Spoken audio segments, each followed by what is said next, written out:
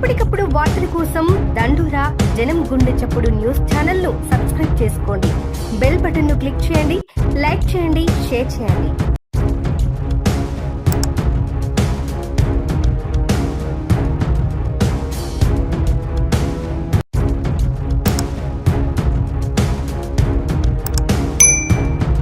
దండోరా న్యూస్ వెల్దుర్తి. మెదక్ జిల్లా నర్సాపూర్ నియోజకవర్గ పరిధిలోని వెల్దుర్తి మండలం బండ పోచంపల్లి గ్రామంలో సిపిఎం నాయకులు ఎన్నికల ప్రచారం నిర్వహించారు. సార్వత్రిక ఎన్నికల సందర్భంగా ఇండియా కూటమి ఉమ్మడి అభ్యర్థి నీలం మధుకు మద్దతు తెలుపుతూ ఉపాధి హామీ పనులు నిర్వహిస్తున్న కూలీల వద్దకు వెళ్లి బీజేపీ ప్రభుత్వం చేసిన మోసాలను వారికి వివరించారు. ఈ సందర్భంగా సిపిఎం జిల్లా నాయకులు మల్లేశం మాట్లాడుతూ 10 సంవత్సరాల బీజేపీ పాలనలో అవినీతి అరాచకం పెరిగిపోయిందని, కార్మిక చట్టాలను కాలరాస్తూ నల్ల చట్టాలను తీసుకువచ్చి రైతులను ఇబ్బంది పెడుతున్నారని ఆయన ఆరోపించారు. పార్లమెంట్ ఎన్నికల్లో ఇండియా కూటమి ఉమ్మడి అభ్యర్థి నీలం మధును గెలిపించాలని ప్రజలకు విజ్ఞప్తి చేశారు. ఈ కార్యక్రమంలో సిపిఎం మండల అధ్యక్షులు గౌరీ తదితరులు పాల్గొన్నారు. ప్రస్తుతం జరుగుతున్న పార్లమెంట్ ఎన్నికల్లో మెదక్ పార్లమెంట్ నియోజకవర్గం నుంచి కాంగ్రెస్ పార్టీ తరఫున పోటీ చేస్తున్న నీలం మధుకు ఓట్లేసి చేయి గుర్తు మీద ఓట్లేసి గెలిపించాలని చెప్పి సిపిఎం పార్టీ పిలుపునిస్తున్నది. ప్రచార కార్యక్రమాల్లో భాగంగా ఈరోజు వెల్దుర్తి మండలం బండపోసన్పల్లి గ్రామంలో ఉపాధి కూలీలందరికీ కరపత్రాలు పంచి కాంగ్రెస్ యొక్క గెలుపు ప్రాధాన్యతను కూడా వివరించడం జరిగింది. ముఖ్యంగా ఈ 10 సంవత్సరాల బీజేపీ పాలనలో అన్ని వ్యవస్థల్ని, రాజ్యాంగ వ్యవస్థల్ని నాశనం చేసినటువంటి పరిస్థితి చూస్తున్నాం.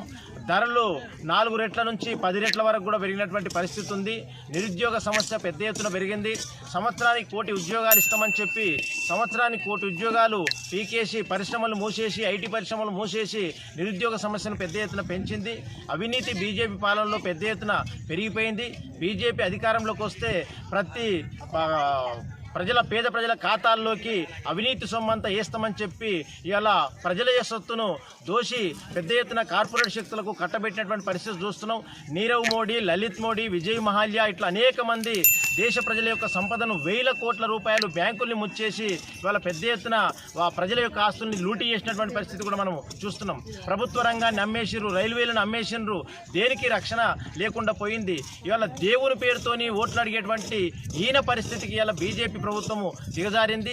ఇలా దేశ రాజకీయాల్లో పెద్ద ఎత్తున మతోన్మాదాన్ని పెంచి పోషిస్తున్నారు, కులతత్వాన్ని పెంచి పోషిస్తున్నారు. ఈ దేశంలో కుల మత కొట్లాటలు పెట్టి దేవుడి పేరుతో ఓట్లాడడానికి ఇలా సిపిఎం పార్టీ తీవ్రంగా ఖండిస్తుంది. ఇలా ప్రజలు ఆలోచించాల్సిన అవసరం ఉంది. ఇలా ఉపాధి హామీ పథకం అనేది ఆనాడు యూపీఏ ప్రభుత్వంలో 2005లో వామపక్షాల యొక్క సపోర్ట్ వల్ల ఉపాధి హామీ పథకాన్ని ఏర్పాటు చేసుకున్నాం. ఉపాధి హామీ పథకం వచ్చిన తర్వాత 2005 నుంచి ఇప్పటి వరకు పేదలకు చాలా మేలు జరిగింది. ఇలా అనేక రకాల ప్రజలు వలసలు పోయిన వాళ్ళు కూడా ఇలా ఉపాధి హామీ పథకం మీద బతికేటువంటి పరిస్థితి వచ్చింది.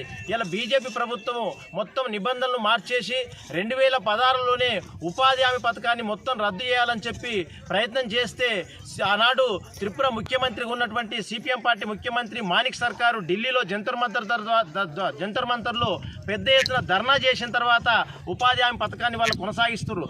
ఇప్పుడు కూడా క్యూబిక్ మీటర్ కొలతలని చేస్తున్నారు. రోజుకు 272 కూలీ ఉన్నప్పటికీ మళ్ళీ క్యూబిక్ మీటర్లు అని చెప్పి చెప్తున్నారు. డ్రోన్ కెమెరాల ద్వారా ఇవాళ కెమెరా తీస్తామని చెప్తున్నారు. అదే రకంగా ఉదయం అటెండెన్స్, సాయంత్రం అటెండెన్స్ అనేటువంటి ఇలా నిబంధనలు తీసుకొచ్చి పొమ్మనదాలకు పొగబెట్టినట్టుగా ఉపాధి హామీ పథకాన్ని నిర్వీర్యం చేయాలని చెప్పి కుట్రబంతురు. అందుకోసమే ఇవాళ బీజేపీని ఓడించి ఇలా ఇండియా కూటమిలో భాగంగా ఉన్నటువంటి కాంగ్రెస్ పార్టీని సిపిఎం పార్టీ బలపరుస్తున్నది. పెద్ద ఎత్తున ఓట్లేసి చేయి గుర్తు మీద ఓట్లేసి మెదక్ పార్లమెంట్ నియోజకవర్గంలో కాంగ్రెస్ పార్టీని గెలిపించాలని సిపిఎం పార్టీ మెదక్ జిల్లా కమిటీ ప్రజానికాన్ని మరోసారి విజ్ఞప్తి చేస్తున్నది.